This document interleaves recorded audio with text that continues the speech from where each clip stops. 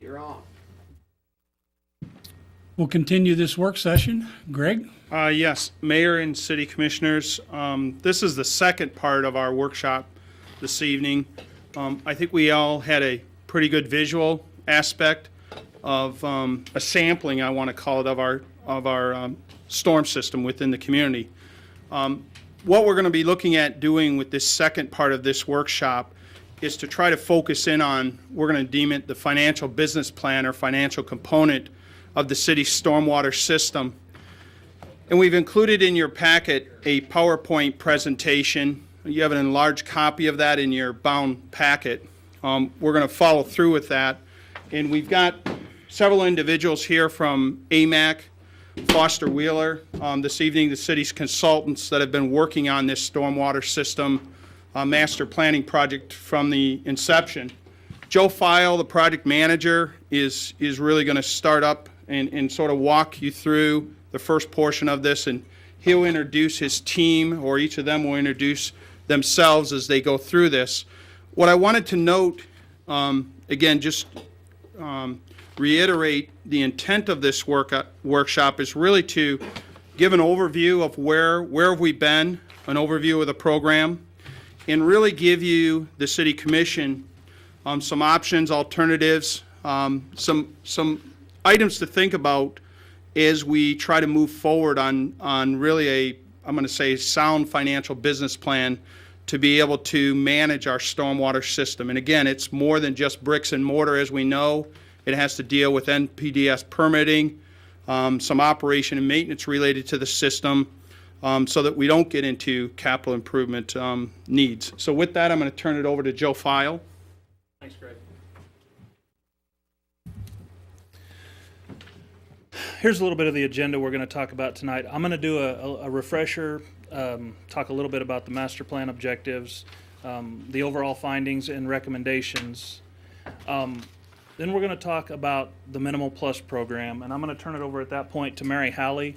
Mary is the person who did the regulatory piece of this for the NPDES in terms of the master plan, and she also worked to put together the program, and she's going to talk about that piece of it.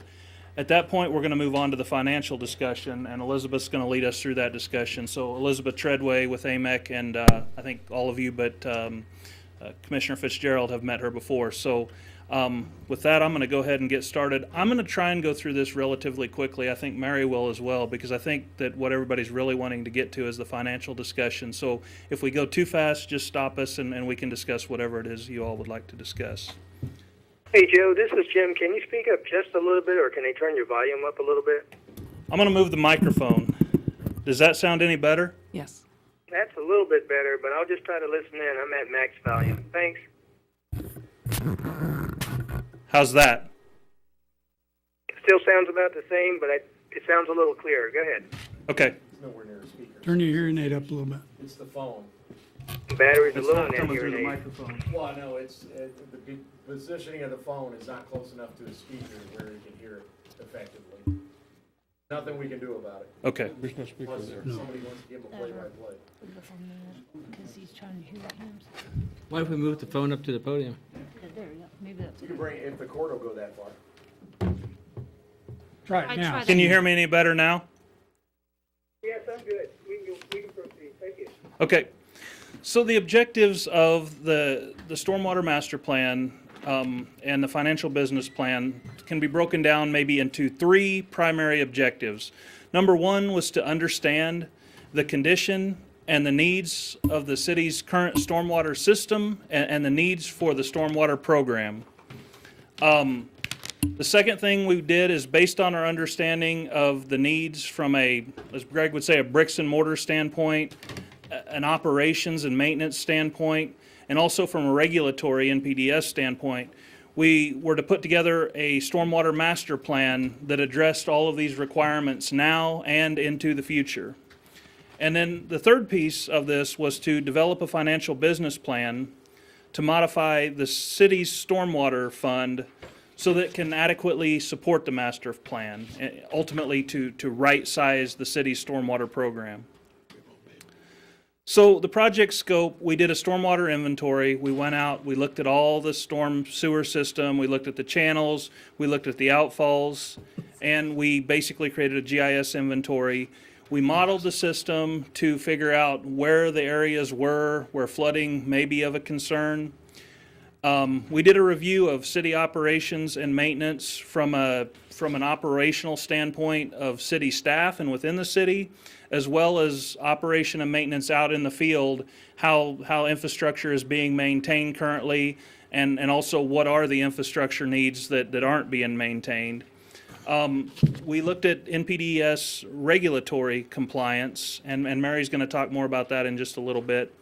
We developed a stormwater master plan. Originally formulated a plan. We were going to formulate a plan for 20 years. As we've gotten to look at it, we've kind of scaled that back to what we've now put forward as kind of a 3 to 4 year plan to get some critical needs addressed, and we'll talk more about that specifically. And then finally, development of the financial business plan. So here's a summary of the existing stormwater system. About 3,400 conduits, about 3,200 inlets, 12 city-maintained detention facilities. So again, all of this information is in the stormwater inventory. And so what we did with that is when we were out there inventorying and identifying this, we assessed the condition of the infrastructure. We assessed any plugging or blockage associated with it, any obstructions. And then we also took a look at capacity through modeling. So one of those boards over there is condition of the infrastructure, and you can see a slide here, you can see it over there, but basically some of those sites that we looked at this evening, a couple of those were on this 21 that were in critical condition. A couple of those were on this 92 that are in poor condition. We've also got a number that are in fair condition. There are still some signs of deterioration showing, but probably nothing that needs to be done right now. So all of these are identified and all of these are in the city inventory. I know it's hard to see on these maps, and I guess the point was not to be able to pick out the locations. Greg and his staff have the GIS data, so if you wanted to put together a map of individual ones, they can be brought up or dealt with separately, but right now that's about the biggest map of the city we can make. Also, the master plan has these broken down into multiple page, so you can flip through them and look at each one of these in the master plan itself. Obstructions, we looked at the blocked inlet. We drove past one of the structure number 3, which was the 5x5 box that was primarily plugged.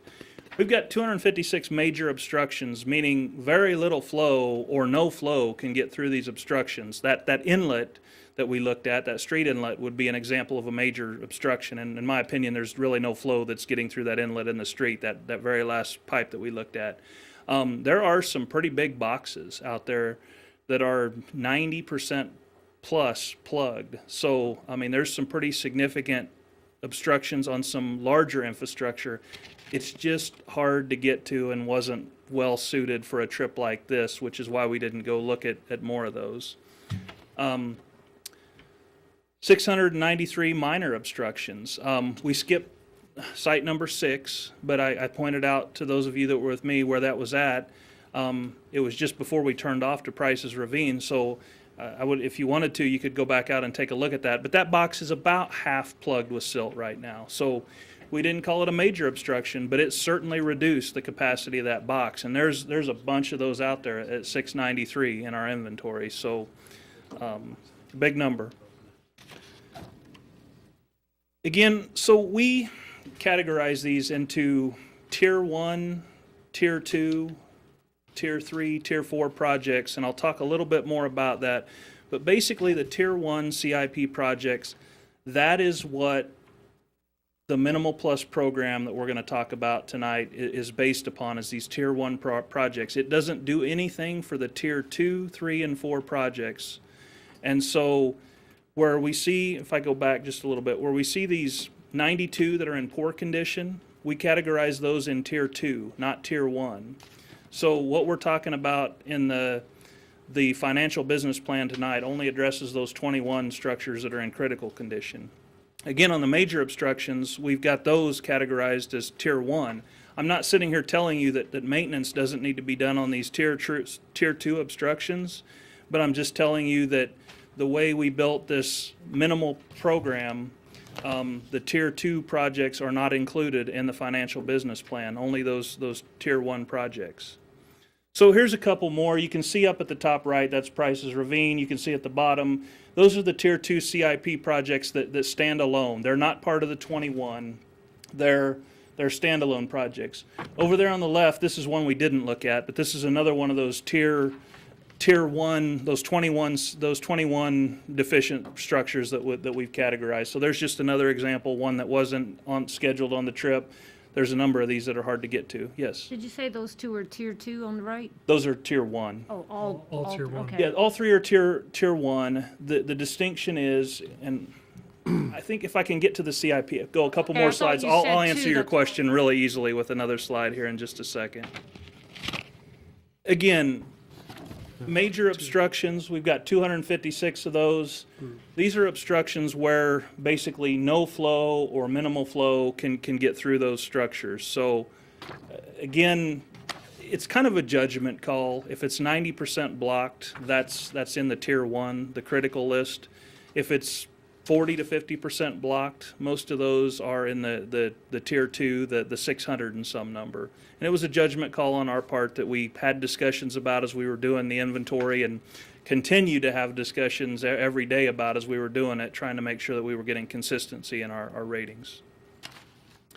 So tier 1, those that pose a danger to public safety or critical infrastructure issues. What I believe is critical is something that's completely non-functional, that isn't working at all. That inlet we looked at in the street, number 8, our last stop. Yeah, it just adds to street flooding. Water can run down to the next drain, but it's one of those things where you've got plugged inlets. If there's enough of them in a row and you've got enough reduced capacity, at what point does a car hydroplane? And so from a public safety critical standpoint, we deem that tier 1. The other thing I would say about critical are those things that if they're not addressed very, very quickly in the next year or two, you're going to go from a situation where it's going to cost a few $1,000s to $50,000, an order of magnitude difference. It doesn't matter if you go from 1,000 to 10,000, 5,000 to 50,000. The point is those things that if left unaddressed, they're going to go downhill really, really quickly. The biggest bucket of items that we found are tier 2. There are significant deterioration or capacity issues. We don't even have any storm sewer capacity issues in tier 1. Nothing we're doing in tier 1 is addressing capacity, is addressing existing flooding. All that's been pushed to tier 2.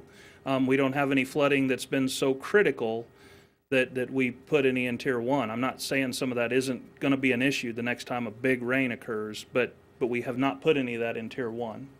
And then tiers 3 and 4, we've identified deficiencies. They pose no imminent danger. They're not as significant. No doubt they'll elevate. A lot of these will elevate over the next 10 to 15 to 20 years to tier 2. But right now, there's not a public safety issue. There's not the urgency there as there is on some of the other ones. So here's the CIP plan that we put together, the all-encompassing CIP plan, and this is in the master plan. So the tier 1 projects are those 3 projects, and there's 4, but the dam repairs are essentially done. They're those projects up there in the top left that total $1.3 million. Those are the ones that will be in the financial business plan that we'll be discussing tonight. The distinction that you asked, Commissioner Fitzgerald, is that the railroad one and Price's Ravine are single line items. The other ones are incorporated into that single number. So since those 2 are line items, they're not included as part of that other number where the rest of them are lumped together. You can see that tier 2 has 34 million, tier 3 and 4 have another 21 million combined. But again, none of that's in this plan tonight, and so it's there, it's a need. And we looked at some of these tier 2 structures tonight, but they're not the ones that have elevated to the top of the list. I also want to talk just a little bit about operation and maintenance needs. You do have a number of detention facilities. We talked about 12 of them. The maintenance on a lot of these is pretty minimal right now. We've observed a lot of deterioration in the form of erosion, spillways that aren't well repaired, a lot of overgrowth and vegetation. And I'm not talking about little saplings that are this, but big trees. So there's just a lot of deterioration that's occurring with the detention facilities. An overall just lack of maintenance of what really ought to occur on those detention facilities. One of the things is just the need for a design criteria itself when it comes to detention facilities. There is some design criteria that's been added, and we talked about tonight. You guys have adopted design standards, and that's been a really good thing, and it's going to help with a lot of this, but there are a few more tweaks that are needed to those. One is with dams and dam maintenance. In fact, on Homer's Pond, I think a letter came to Junction City from the state here just a few months ago stating that the state has basically determined that there are some inadequacies with that, and the state's put some requirements on the city to address some of them. So I think that's something that you're going to be hearing more about in the next couple of months. And that really, because it's a regulatory issue, didn't make our way. There were some general discussions about dams and needing to adopt some criteria, but now there's a regulatory compliance issue on one of these dams that's kind of come to the forefront that may be bringing Homer's Pond to the forefront, which is another project that really isn't included in this right now at all.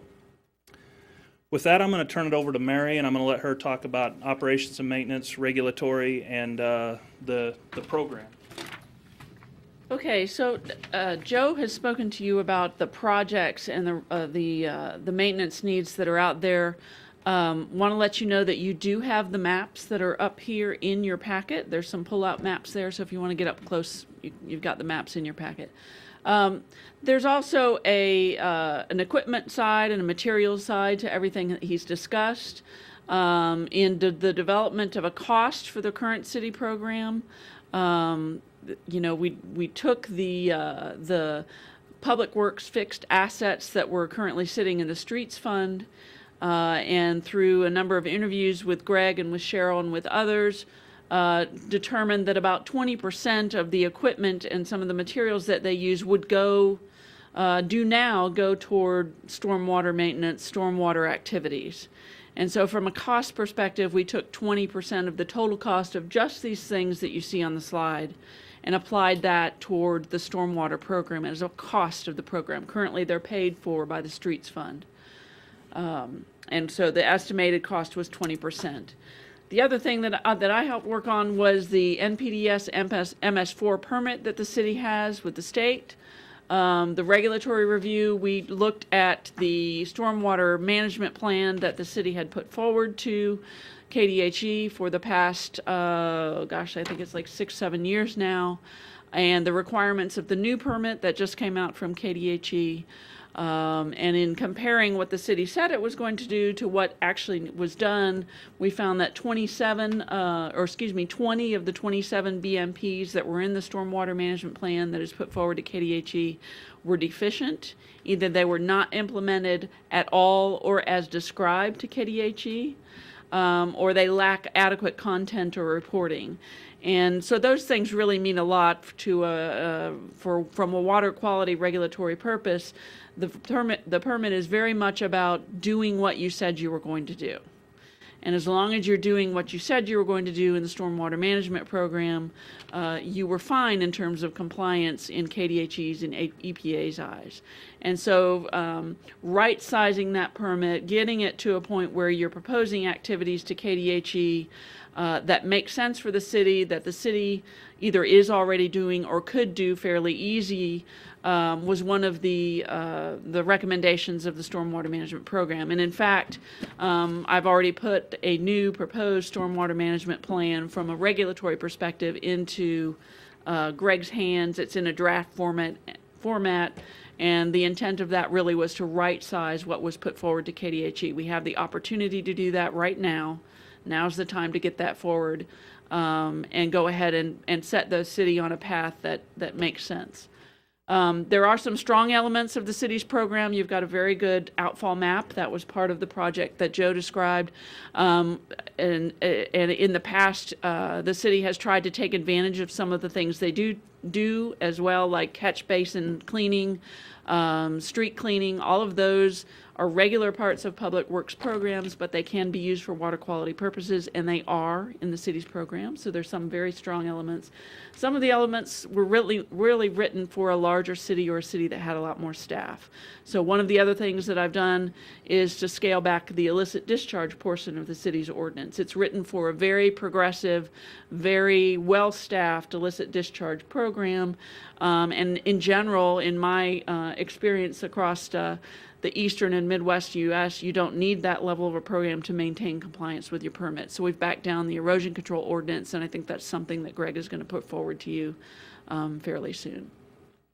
And then some elements don't exist yet. For example, the program requires post-construction management, meaning new developments that come into the city need to have something that is a part of their development that manages water quality after construction is done. So we're not talking about erosion control, we're talking about things after construction is done.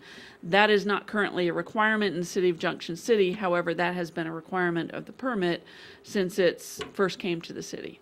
So there's some things that need to be built in the city from a regulatory perspective. And so really what we're doing is trying to balance the program, trying to make it cohesive with a lot of the things that the city's already providing from a stormwater perspective, and then proposing some dedicated attention to that program. Before I go into what the future proposed program is, I'll just remind you of the existing program costs, breaking them out into personnel, commodities, contract services, capital, and then the debt service and the franchise fee transfers that you have. So the current program cost is about $1.2 million. Commissioners, I think point out here that at this pace, we're gonna go broke because we take in roughly $800,000. And half of that goes to that. And you had budgeted for more this year, but that was with the increase, so you already lost half a year basically. So yeah, for the first half of the year, instead of getting 7,500, you're taking about 4,000.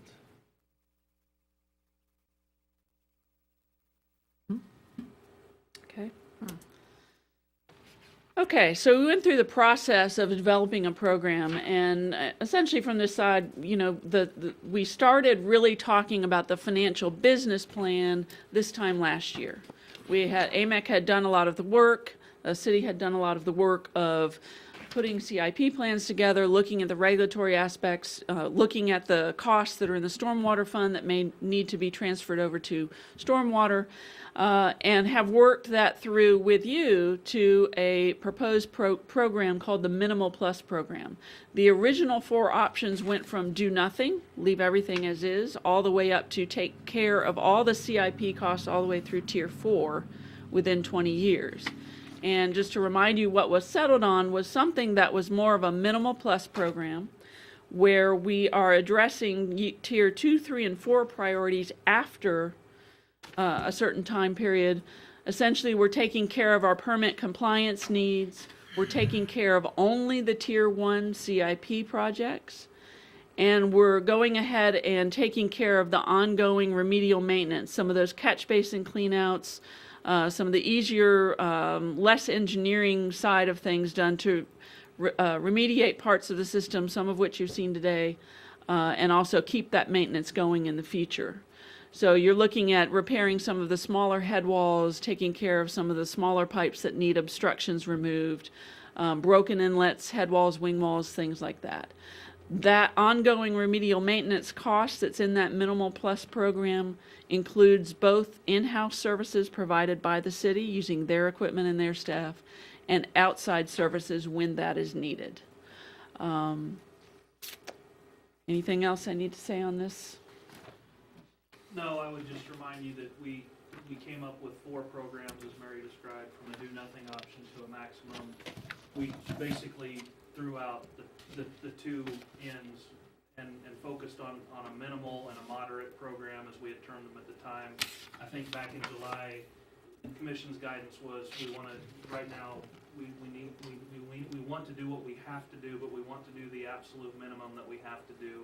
So we focused on that minimal option. The only thing we tweaked about it was we did put in some more remedial maintenance, and the intent with that was to try and get on top of some of these maintenance issues, at least to some extent. And I will tell you, this Minimal Plus program does not fully get on top of those maintenance issues, but it gives some budget to start to get on top of those.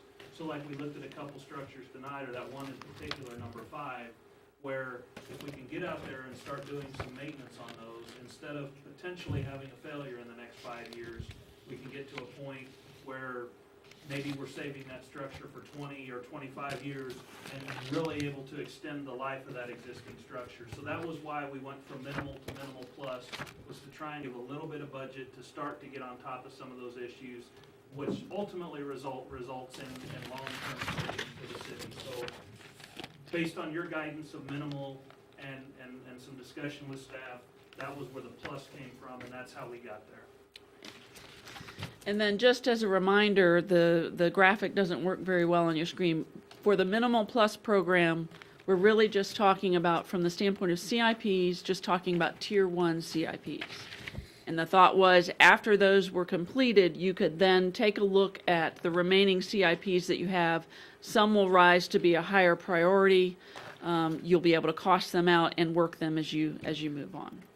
But it also did not include the Dollar General project, the major repair failure on Eisenhower that we just paid for or are in process of paying for, and it doesn't include Homer's Pond repair, right? Right. Correct. To show you that graphically, as the city manager said, what we're taking in is the black line that you see across the stream. This current city revenue, existing revenue, about $800,000 is shown as the black line. This is how that Minimal Plus program fluctuates over the years. Of course, we're now in 2015, so everything would shift. And you can see how it's broken down into those same categories: personnel, commodities, contract services, capital. The debt service remains, and the fee transfers remains. That does include the operations and maintenance assets from what is now the streets fund. It moves that funding over to stormwater. Okay. Okay. Now we talk about the fun stuff, right? So one of the things that I'd like to just remind everyone of is, where does that $800,000 come from that you currently are generating? And those are fees in place today, and they're allocated across 2 major categories of rate payers. So you have single-family properties, single-family typically detached properties. Whoop, going the wrong way here. Who are currently charged at the rate of $5 a month, $60 a year. If there are properties with multiple meters, each property that has a meter is charged $36 a year. So I've got to keep my hands off this. Sorry. Okay, does this? Take the page up and page. Thank you. I'll hang on to the side so I keep my hands off of the computer. And then you have undeveloped residential properties that have a rate of $3 a month or $36 a year. And so the principle of this approach basically is, it's fairly simple. It's pretty straightforward to run the calculations.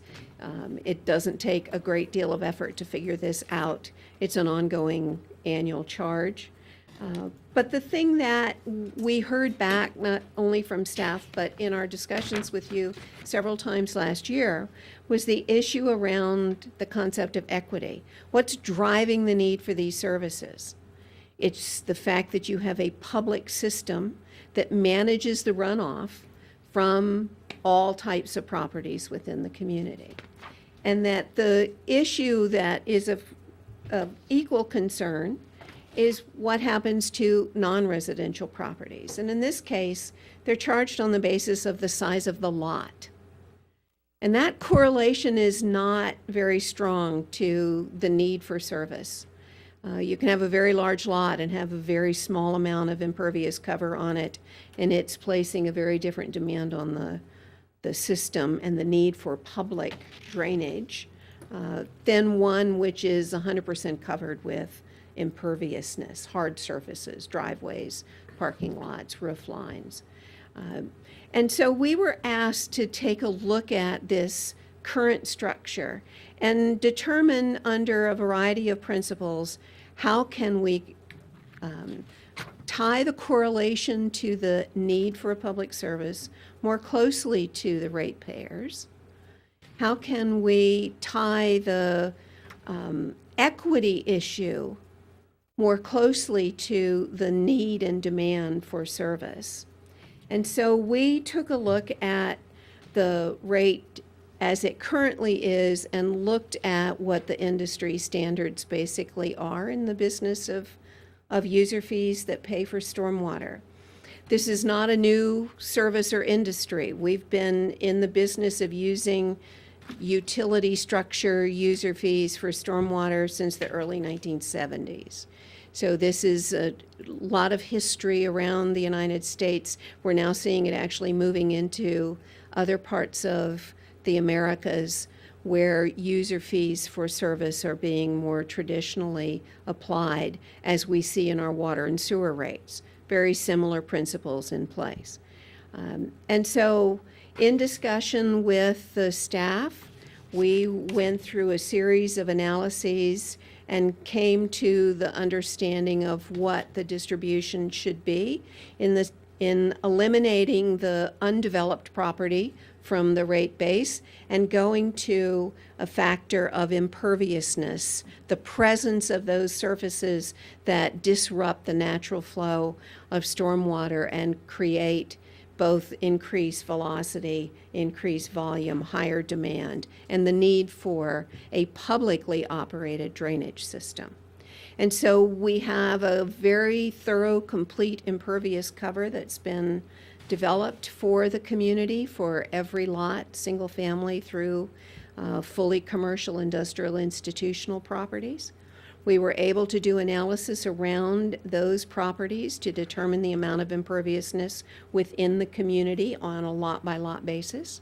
And in discussion with staff, was asked to do a rate structure that would establish what we know as an equivalent residential billing unit in which we take all of the single-family detached properties. We do analysis around those single-family properties. The average amount of imperviousness becomes the billing unit base for all other properties. It's a bit of science, but it makes it fairly straightforward and simplified in establishing a different rate structure than the one that you currently have. When we did that against the revenue generation of the Minimal Plus program and also applied appropriate financial principles. So we worked with Cheryl at that time on what also financial principles needed to be put in place. So things like we discussed having an operating reserve, an emergency reserve, where there could be a catastrophic failure and you need immediate cash on hand.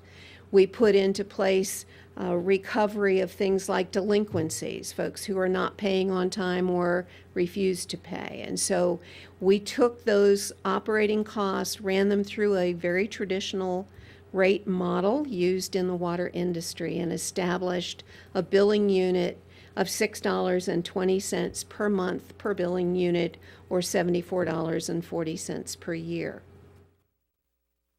When we did that, we also took a look at kind of what's going on around the state. And this is just a sample. This is not all the communities in the state that have user fees, but simply a representative grouping that we picked out that shows that these programs can be funded with extreme variability in what that rate might look like. And it's because the services that each community needs is different.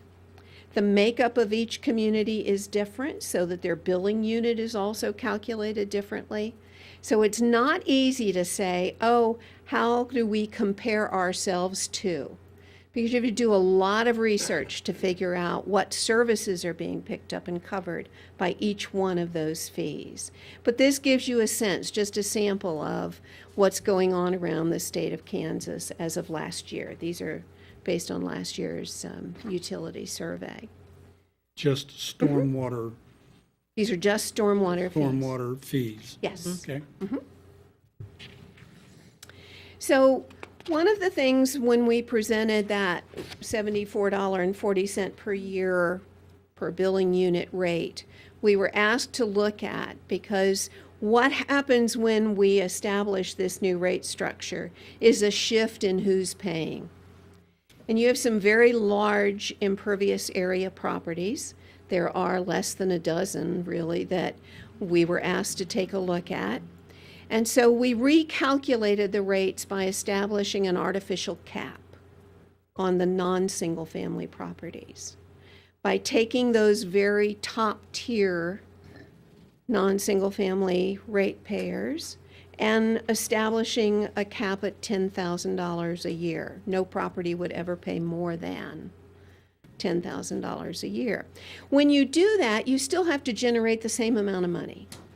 So if someone is being relieved of what the rate would calculate for them, that revenue demand gets shifted to all the other ratepayers. And in this case, it raised the rate to $81, so that there was about a $6 increase in order to recoup those top tier of properties. Make sense? So if I'm Well, it paying went from less, somebody else 670. pays more.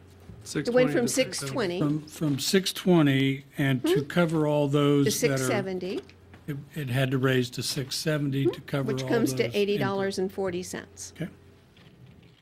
Okay, so it went up $6 principally for all the other ratepayers per billing unit. Okay? So one of the things we want to do is just visually demonstrate some of the impacts then when we make these kinds of changes. This is the distribution of your current revenue divided into three categories. The red is single-family detached housing. The green is multifamily residential properties. The blue does come out, well, that's chartreuse that you see on the screen, but the blue is the non-single family properties. That's the way the current, if you look at the 800,000 and look at who's paying, that's the distribution of who pays today. Okay. If you look at the impervious rate and look at the distribution of billing units, you see a complete shift between single family and non-single family, with the multifamily staying in the same sort of 11% contribution. So what you're seeing here visually is really who owns the imperviousness in the community from a distribution by percentage. So as you can see right now, then your single-family detached residents are paying more for the non-single families if we are looking at an impervious-based system. They actually just reverse themselves as a percentage. So what happens to all of the ratepayers, and most importantly, we were asked to look at the rate shift. So when you look at the total non-single family parcels, there are 995 of them as our analysis last year. 475 of them actually go down in what they would pay under an impervious base, moving from lot size to imperviousness. 475 of those properties would see a decrease or a complete elimination because we were charging the undeveloped properties as well, and there are about 195 that would have their bill go to zero. So there is a significant shift when you go to an impervious base rate. The single-family properties under a rate of $6.20 per month, they're currently paying $5, are going to see a rate increase. Because total revenue that needs to be generated also goes up. Pretty logical. The undeveloped single-family properties go to zero, again, just like the undeveloped non-single-family properties do. We know would no longer be charging an undeveloped property. But you do have an increase in who pays. You have 520 non-single-family properties that would see an increase in what they pay today. Currently, you have that capped for the non-single families at $1,200 a year. So there would be a major change for 520 properties. And you need to be aware of that. We are talking about redistributing the contributors, the ratepayers, the impact of that rate across all of the properties in the community. Let me jump in just for a second. On the undeveloped single-family residential ratepayers, the undeveloped would be A lot, lots just that, a lot with nothing that on have it. infrastructure. There may right? be infrastructure in the street, but there's no imperviousness. There's nothing on that lot. The ground absorbs It's everything. 'cause just there's nothing to- natural. You just assume that the ground takes care of the stormwater instead of it going into the Under a street. rate structure that's 100% on based purposes. on imperviousness, you would relieve those undeveloped properties from contributing. Okay. Which is kind of the normal way it's done across Yes, the it United is. States. It That's is the norm. It is the norm. Yes, I would certainly can say that. It very much is the norm. So just by category, again, is a different way of looking at the data. We put some tables in there for you to see how the shift from your current rate to a future rate based on imperviousness impacts a class of property. Again, every property is analyzed property by property.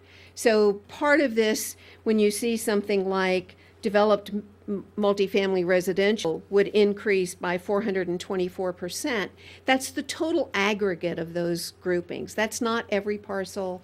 That's simply as a class, their contribution to the total amount of revenue that needs to be raised would increase by over 400%. When you look at the non-residential impacts, you see the rate as it currently is structured. That's the lot sizes. That's what the 6 categories are of your current rate structure. And you can see how significantly that rate group changes under an impervious-based rate. There is a significant shift in who becomes the major contributor to the revenue stream. That obviously has concern. As you can see, there are 195 undeveloped non-single-family properties that go to zero. So we were then asked to look at a variety of caps on that non-single-family grouping. And this next slide gives you 4 different analyses that I've done. The red bars are the $6.20 rate, the initial rate that we recommended, $74.40. And it shows you the single-family distribution versus the non-single-family distribution. The little grouping in the middle are some duplexes and triplexes that show up in the rate model, and so I just left them in the graph. They're not a significant number of them. But the really important one are the 4 sets of bars on the right and left of that graph. So as you put a cap in place, the bars start to change. So the green bar is the $10,000 cap. The purple bar is a $2,500 cap. And the blue bar is a $5,000 cap. And so as one group goes down, your non-single family, and their contribution as a group to the revenue, you see your single family is picking up the slack. Because again, somebody has to pay. We still need to raise $1 It's not that you put a cap on and so now we only need to raise 80 cents. You still need to raise $1 as an example. And so someone else gets to pick up that difference. When we look then to what are the number of properties that are impacted by a cap, you see that with a $5,000 cap, 32 properties are relieved. Their rate would be reduced. Under a $7,500 cap, that number is 13. Under a $10,000 cap, that number is 10. But they have significant amount of imperviousness, and it does create those shifts that you saw in the previous. I also created this similar kinds of comparative analysis. This is just different ways of showing this exact same impact.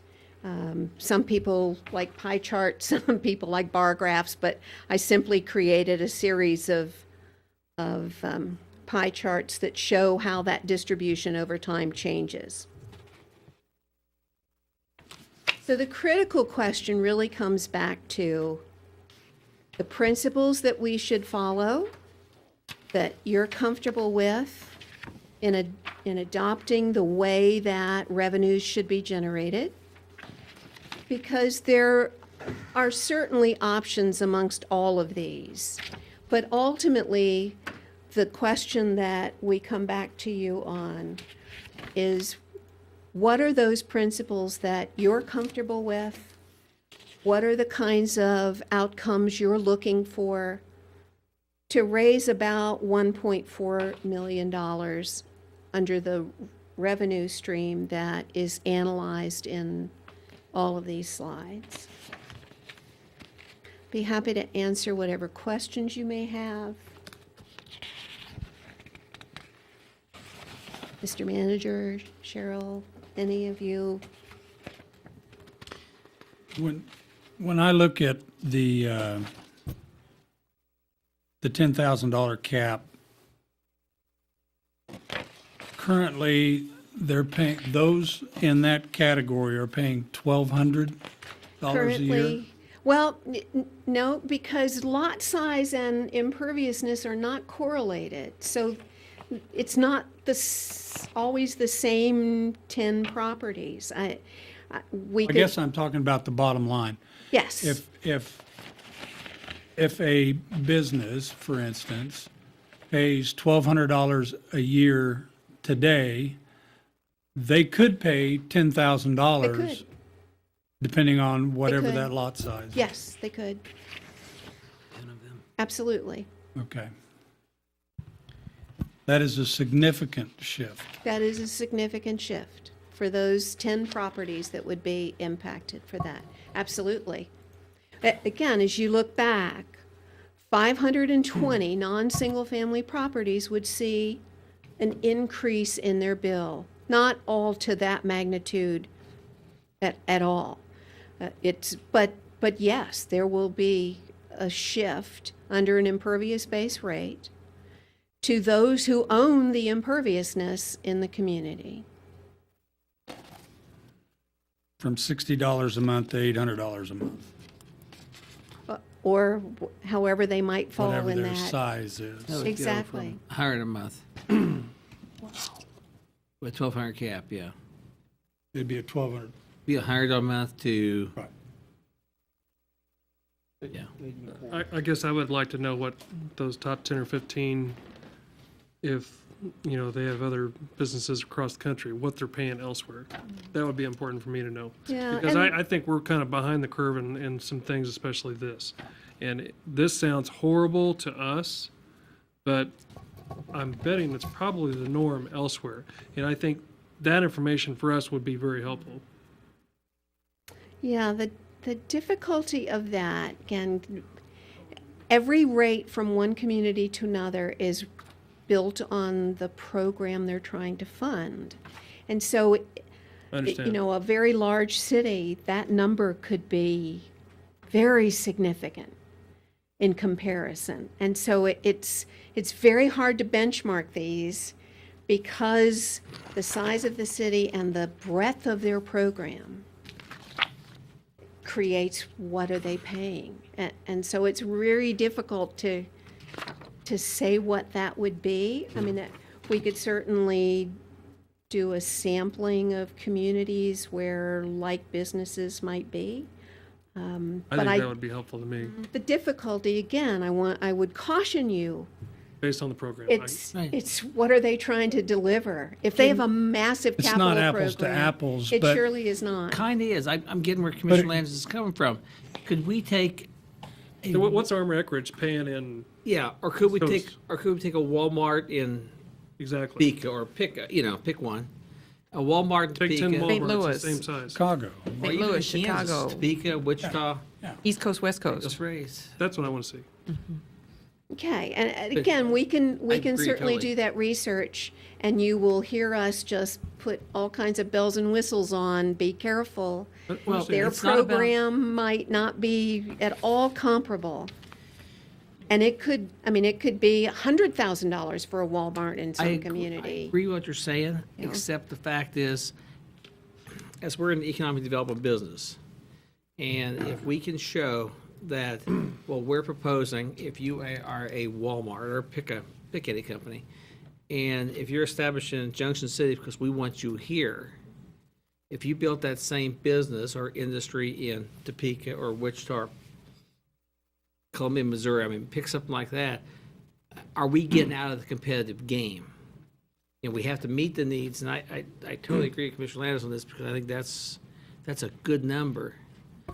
And I think there's another piece, and, I'm sitting here, and again, this is my first discussion with stormwater, since starting in January, and as we look at this, and, I was not involved in the 2015 budget development. We have another item I think we can always look at, I'm not saying it's popular to look at, is we have roughly right now $525,000 that's received from stormwater fees that goes to other uses. And one is debt service to pay for what's been done for stormwater in the past, and to the general fund.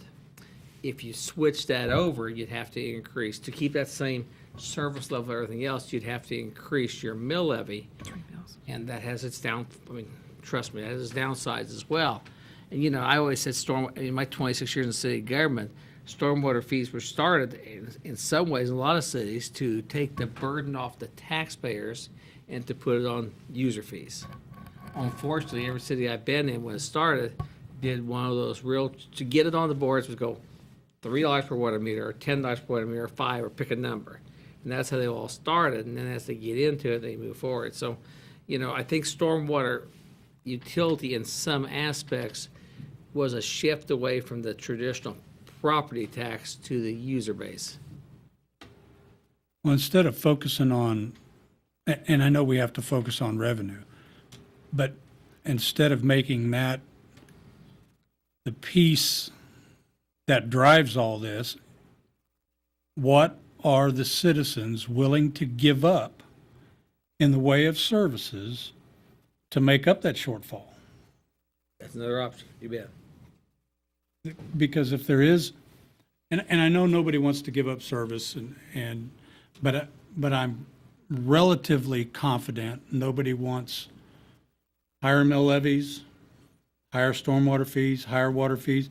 But at some point, there's a break that the amount of service that you receive, and I know some of this is regulatory, so we really don't have a choice on some of this, but the amount of services that you receive either suffers to take care of these critical needs, or the other side of that is you have to look at another revenue stream, which is taxes in the way of the mill levy.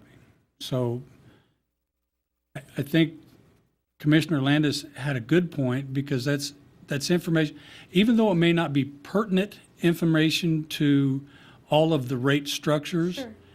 It's peace of mind that we really kind of need to have some kind of idea of where we're going. And the overall number of what we feel like we need to generate a year, I'm concerned that that's very conservative. I'm concerned that it probably should be higher than it is. I'm concerned that we don't have anything put in for reserve in case we do have a bad day. Something as a total failure. This is just to barely get across, get your head above water. This isn't to pull you out of the water. You know? So I don't, even if we approve, we're going to approve this, we approve it so we've got cushion. Not just to barely get by. I mean, $6.2, $6.7, whatever. Probably should be $7. I mean, I hate to say it, and I don't like it, but good luck trying to go back to the citizens in a year or two and say, oh boy, well, this thing really fouled up, and gosh, I know we came to you a couple years ago and said we had to do this, but you know what? We're going to need a little more now. I'd rather be high now and have a cushion and be able to dial it back later. That's just a thought. And I understand that, and instead of having to come back and saying, well, this didn't work, so we need to throw some more money at it, and here's what we're going to have to do. And I understand that, and that's a lot of frustration there. But we also hear a lot of frustration of, everything keeps escalating. We have an older population. They can't seem to afford. And so both sides of those arguments, we really have to weigh out closely. And I think we need to keep the minimum, and I'm not so sure we need much of a cushion, and I don't know what that cushion would be. I don't either. But going into it with eyes open and letting everybody know this is our best guess estimate. We believe, with the information that we've been given, this will get us to the path where we want to be to make the corrections we need to make.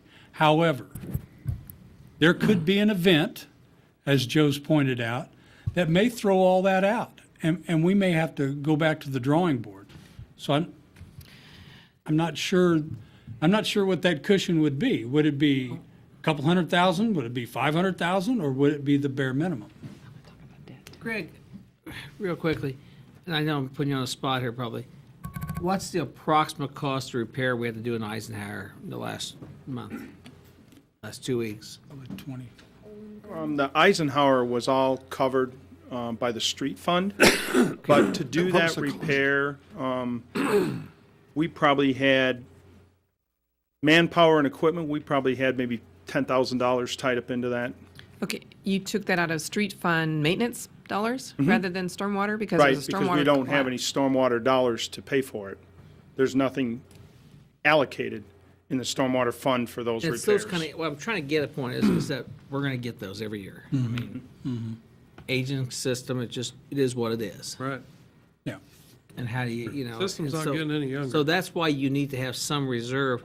You know, if I was any other utility, and again, and stormwater is 20%. utility, is I'm a real believer in having at least 25 to 30% of your annual expenses in reserve on an annual routine basis. And that's my utility background there, and that's, so in other words, you just need to have that around. It's an enterprise fund. It's supposed to be Yeah. self-sufficient. And it was started, like I said before, to relieve property tax and to put it on the Users. user size and user base. And if it fits the needs of the property tax issues that we've talked about. Well, and I think user-based is really good. I think the people that are paying the property tax all the time, it seems like they get repeatedly hit. So if this is based on everybody, that's more fair. Well, because everybody that has even on the residential side, is that everybody that has a water meter, correct, is paying a stormwater fee. Right.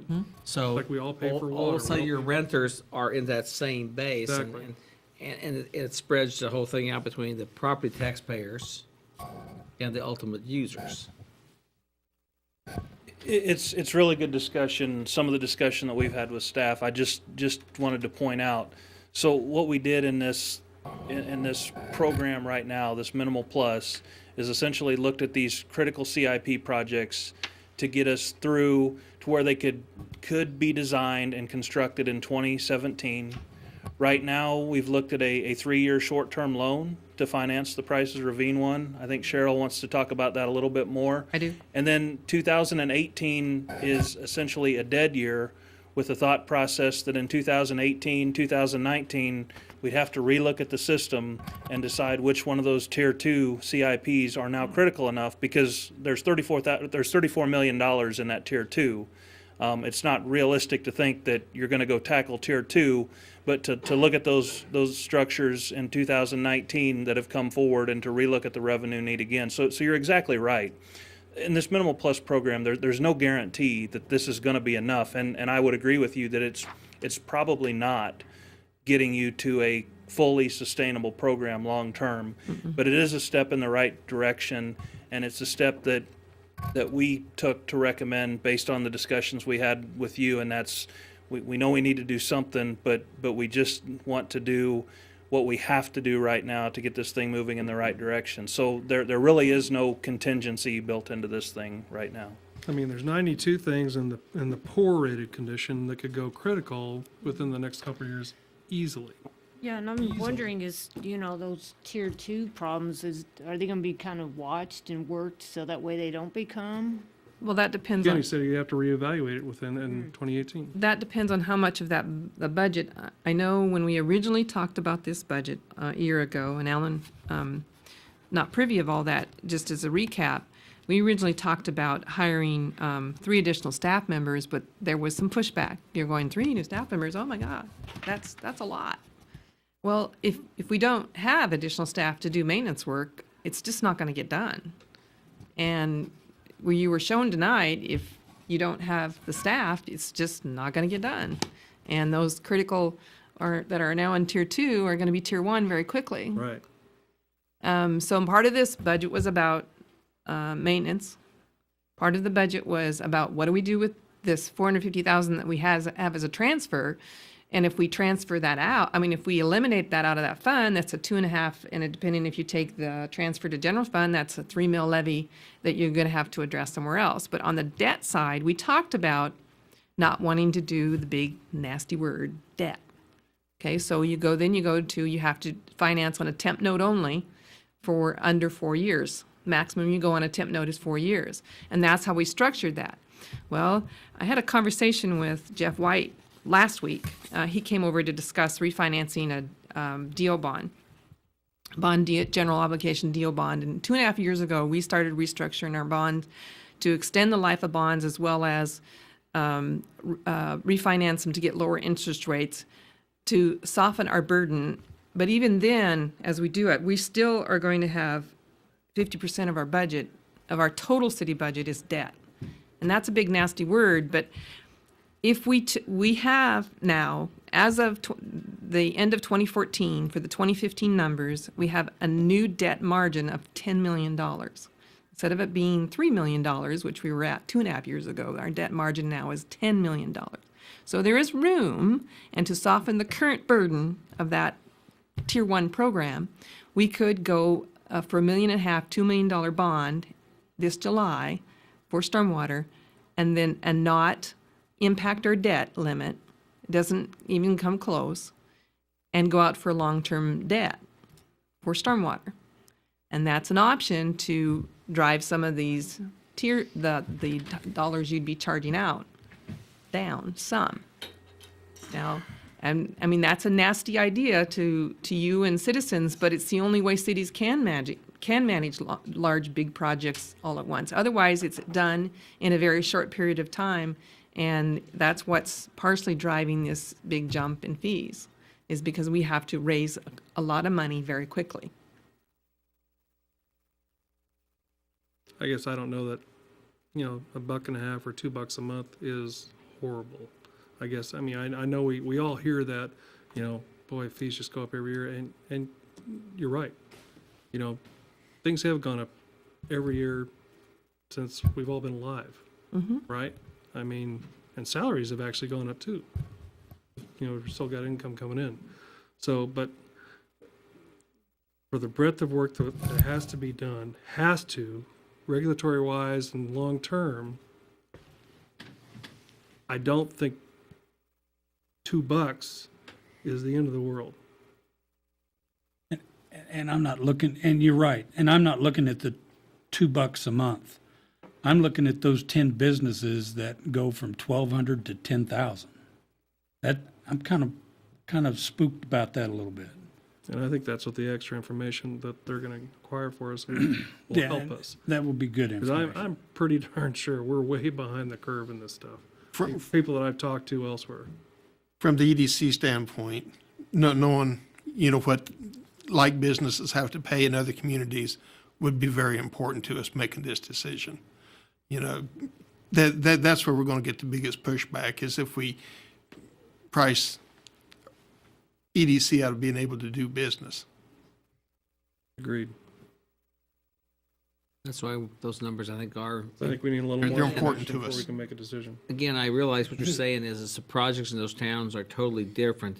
But when Company A is looking at 5 cities. Care about that. And, we don't want to be the outlier. Right. That's way out Don't there. wanna shoot But yourself in the if we're foot. in the market, I think that's I think it's the way to do it. yeah.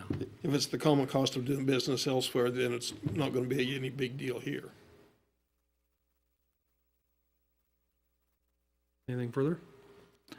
And I do think that we need to keep in mind that to keep our mill levy where it's at, if the cost of doing business goes up, then services are going to have to be looked at very hard, very strong, and hard decisions are going to have to be made to cut back on those services. We just can't leave that out. Mr. Mayor, Commissioners, real quickly, when Greg had talked about a couple weeks ago to have this meeting, we talked about having a public open house tomorrow.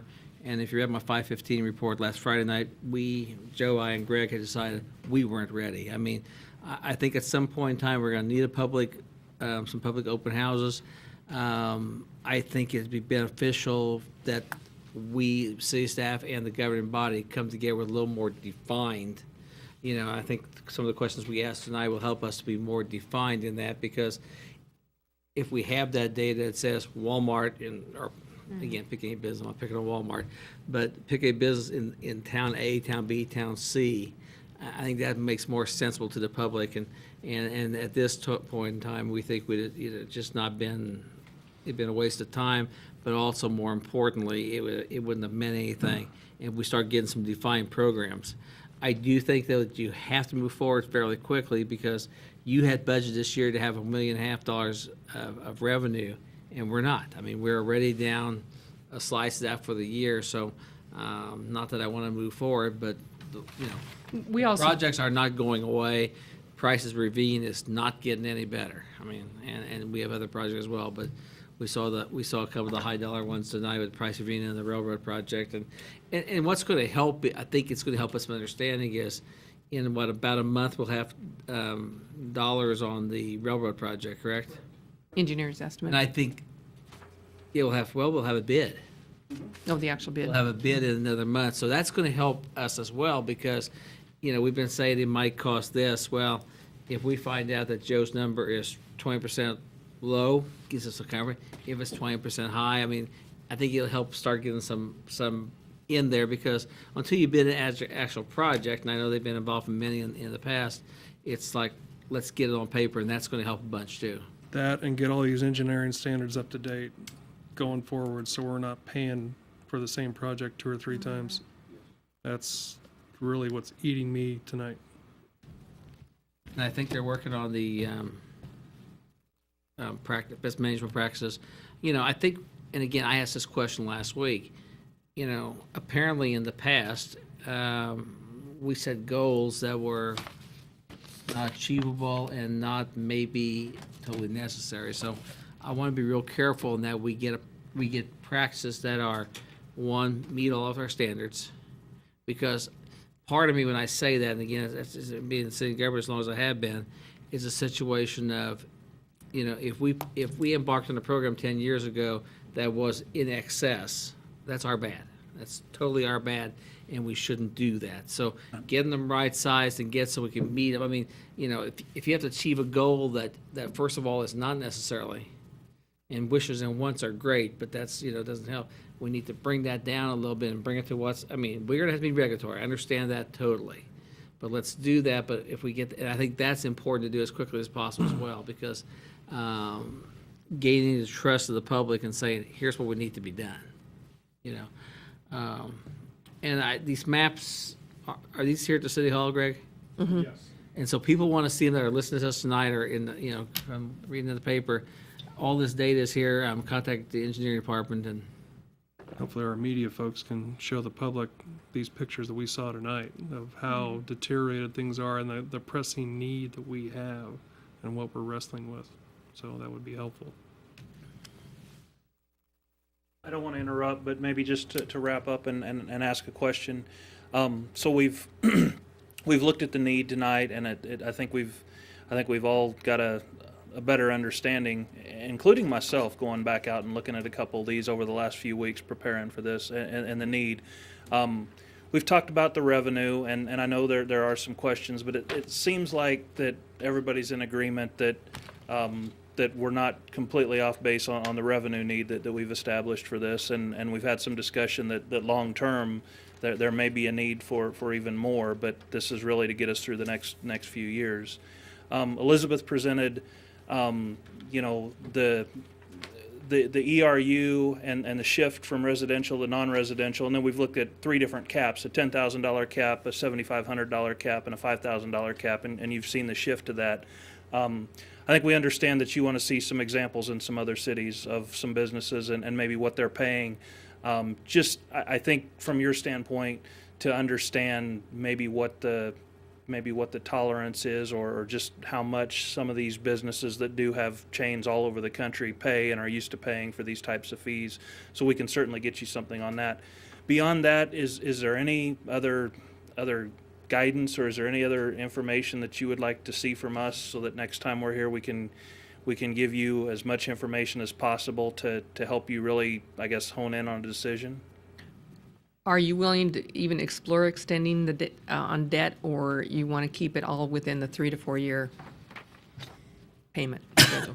Pay for all this in 3 to 4 years, because we're going out for new bonds in July. It would be easy to put that number down for an extended long period debt, in which we could recalculate the budgets. If I knew that, if you're even considering it. I would rather not incur more debt. I'd rather incur higher taxes than more debt. That's what I need to know. I agree with that. We need to keep that debt down as much as we can. We've been strangled by that for so long. Yep. If there's another way of Pay it now. Pay what you have, what you can afford. right, exactly. And That's what I needed to know, because if we were going to do it, now would be the most cost-effective way to do it, is when we're going back out for bond financing now. And he wanted to know from you guys if you're even willing to consider it. If not, we won't even go there. and one more note, we need revenue. We need it. So revenue even, sources. I know we want to use the impervious model, but maybe we should still charge a fee to the empty lots. That's up to you.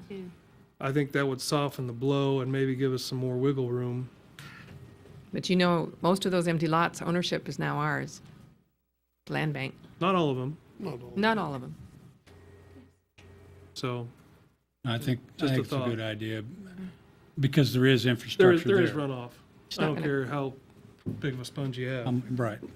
I certainly have worked in communities that have had the desire to include undeveloped property in the rate model.